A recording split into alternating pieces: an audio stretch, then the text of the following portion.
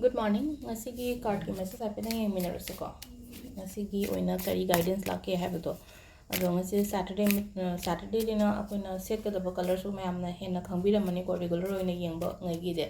black or purple gumba set pe ko ngasi se black set pe purple set pe even dark blue da katang dark ocean ba laina ko kara mamjan ba color se loina use to be ko sigi color ani ahum se dum akoina sinabi be ngasigi nimita ko adi thabak aruba thabak lairagadi haitare ko sigumba machu se yauraga sepiyo dress ta ko ado ahambada koigi ko keno se three cards katang lo to ko sidage 1 2 3 ko sidagi ahum sidagi ama panbirase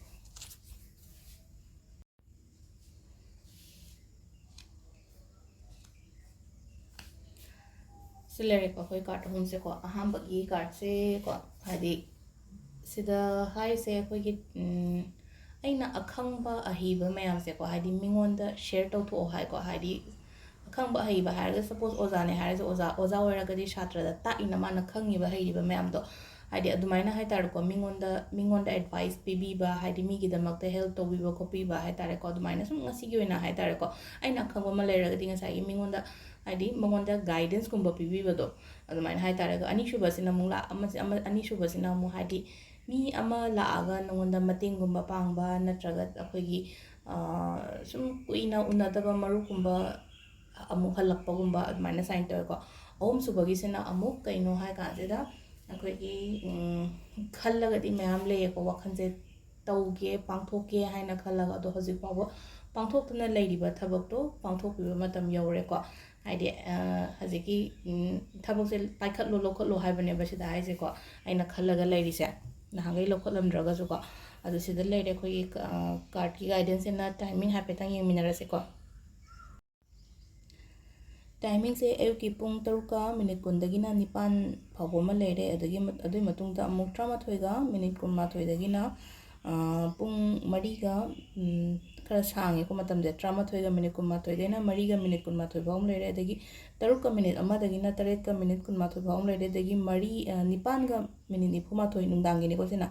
nipan ga minute nipumathoi dena 12 ga minute nipumathoi bawm leire ko sisena akogi thangja numit ki kaino afaba matam haibam leire ko adu thang jese hadi cleansing toba hadi fatawudi remove toba ko ngasi loina tobi be ko cleansing toba hairagadi yumgi cleansing da ina hadi salt kaino akogi rock salt gumba kai gumba hapaga white thokbiba even iruja bada fawba hadi rock salt gumba use tobiba kopiba adagi yam nuai taba khotaba leiragadi haidare ko hadi bay leaf oiro natraga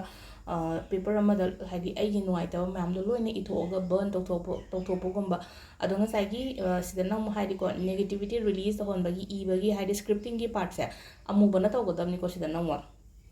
che amubada suppose aina pamdaba potto hai tare ko health harasina ko health issues ka harasina ko hadi health issues se ngasai gi black color ne iba che da ibada di black color yena ko ngasai gi belief ta iba matamdana hadi suppose se belief ni na ko health issues ha ka thatse bai toroga hadi angsai gi pen amubaduna hanjan ka khat bi ba hai tare ko relationship issues kana harasina ko adagi depth ne harase amane harasina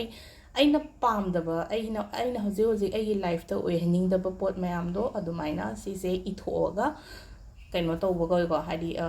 burn tawthokpa hai tare ko adu igadaba color se black ne iyo ko hadi atopa matamda di manifestation ti black se nagono hai na adu sidadi black se nagataba ko adu silere ngasigi akogi card ki guidance ko thank you